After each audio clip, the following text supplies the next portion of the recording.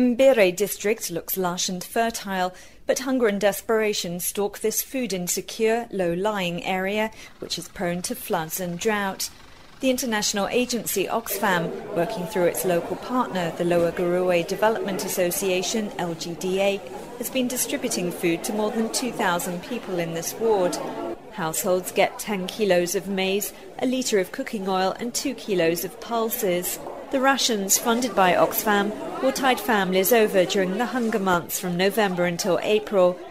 Dialogue Varuno is Oxfam's programme coordinator for essential services. This help which they are getting from Oxfam is really critical, because in this particular area we do have people who are living with HIV and AIDS. We also have the HIV/AIDS pandemic also leaving a lot of orphans around who are under the care of the elderly. And without this food assistance, some of them they are prone to malnutrition. They are also prone to starvation. So this particular assistance will go a long way in alleviating this.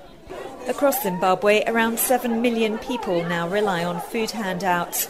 The situation is largely due to economic mismanagement and the impact of state-ordered land seizures. It's hard for villagers in Mbire District to access any outside help. There are no telephones, no electricity, and just 4 kilometres of tarred road. It's expected this year's harvest will be better than last year's, one of the worst in Zimbabwe's history. Even so, it will only be enough to feed people for up to 8 months of the year. That's despite the fact that people here are growing more food now than ever before. In the past, 95% of fields were cultivated for growing cotton, but farmers got little money for their hard labour. Thanks to seed and fertiliser inputs provided by Oxfam and its partner LGDA, about 65% of fields now grow food crops, which can fetch higher prices.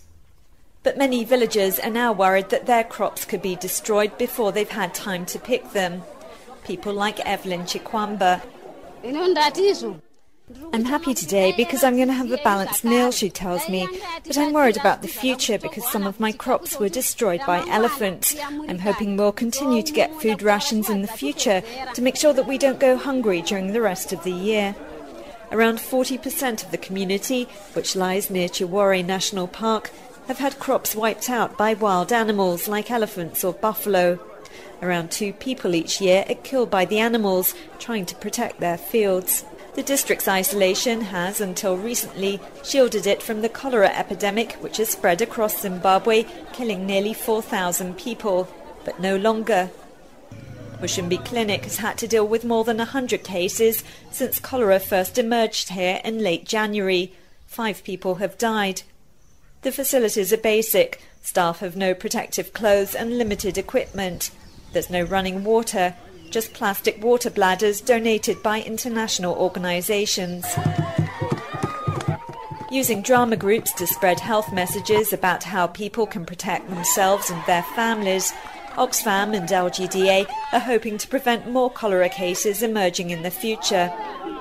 The collapse of basic services in Zimbabwe, due to years of underfunding and poor governance, means that homes here have been without running water for the past year. People have to collect water from unprotected sources like riverbeds, putting themselves and their families at risk of getting cholera.